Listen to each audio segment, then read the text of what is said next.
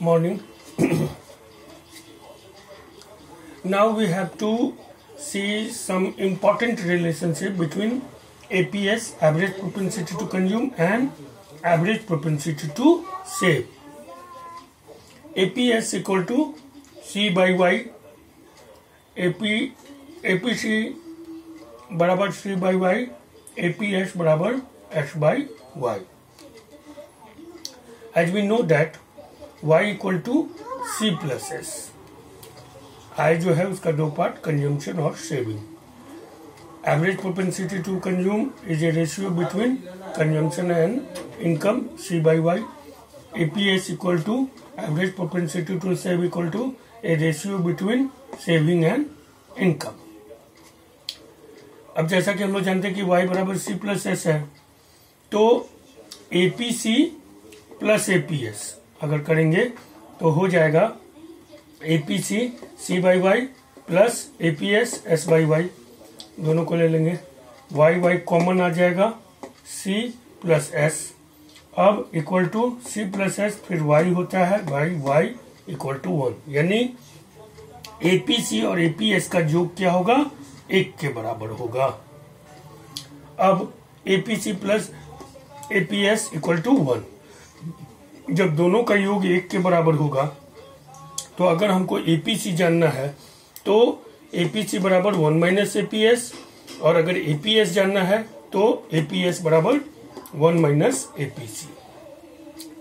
अब APS और APC के बारे में कुछ जरूरी बातें ये है कि वैल्यू ऑफ APS जो सेविंग है इज नेगेटिव व्हेन APC बड़ा 1 से होगा.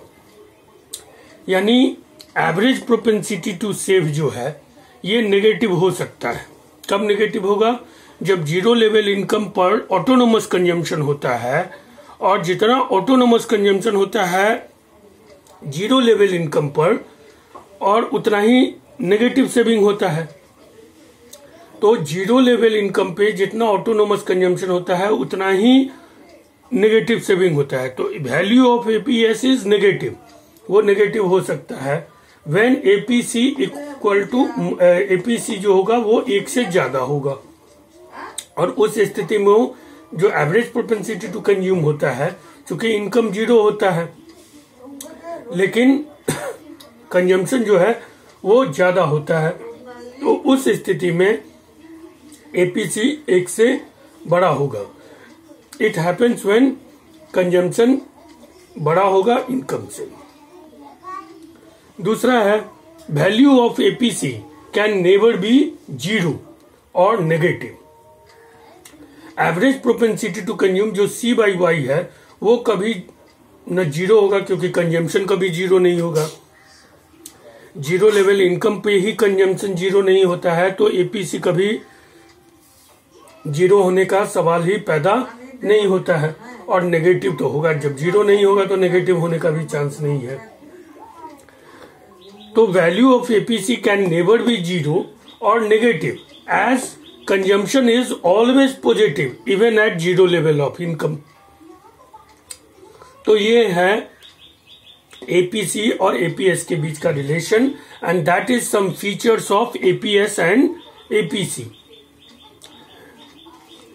इस तरह के क्वेश्चन 3 नंबर में बोर्ड में आ सकते हैं कि एस्टेब्लिश और show the relationship between APC and APS.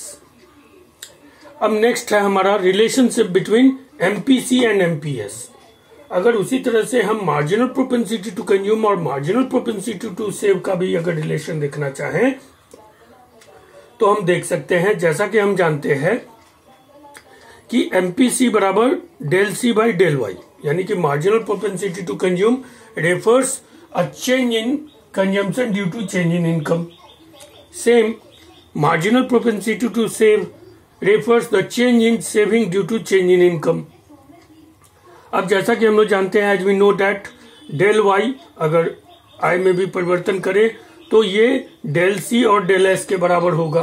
यानी I में होने वाले परिवर्तन के परिणाम स्वरूप उपभोग में परिवर्तन प्लस बचत में परिवर्तन. अब अगर हम MPC प्लस MPS करें तो क्या हो जाएगा, MPC del C by del Y MPS del S by del Y. अब डेल वाई कॉमन आ गया और del C plus del S बराबर ये फिर डेल वाई आ जाएगा। कंजम्पशन प्लस सेविंग क्या होता है, वाई होता है, जैसे यहां पर हुआ। और del Y by del Y बराबर 1 हो जाएगा। thus हम कह सकते हैं कि MPC plus MPS also equal to 1। अब अगर हमको एमपीसी निकालना है तो एमपीसी बराबर 1 माइनस एमपीएस, और एंड एमपीएस अगर निकालना है तो एमपीएस बराबर 1 माइनस एमपीसी। अब एमपीसी के कुछ फीचर्स ये हैं कि MPC is generally less than unity, 1 से कम होगा, क्योंकि एमपीसी और एमपीएस बराबर प्लस एमपीसी प्लस एमपीएस बराबर 1 होता है। तो दोनों ही एमपीसी और एमपीएस दोनों ही 1 से कम होंगे, या ज्यादा से ज्यादा 1 हो सकता है और 1 से कम हो सकता है, लेकिन नेगेटिव और 0 नहीं हो सकता है। MPC is generally less than unity और 1 एंड ग्रेटर देन 0, और वो 0 से ज्यादा होगा।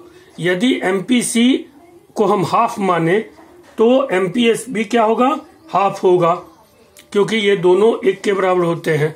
और एमपीसी प्लस एमपीएस बराबर 1। तो आशा है कि इसको आप समझ लेंगे, 1-2 बार इसको राइट डाउन कर लेंगे, अपने नोट्स में बना लेंगे। नेक्स्ट में हम लोग नेक्स्ट वीडियो में कंजम्पशन फंक्शन और सेविंग फंक्शन को देखेंगे।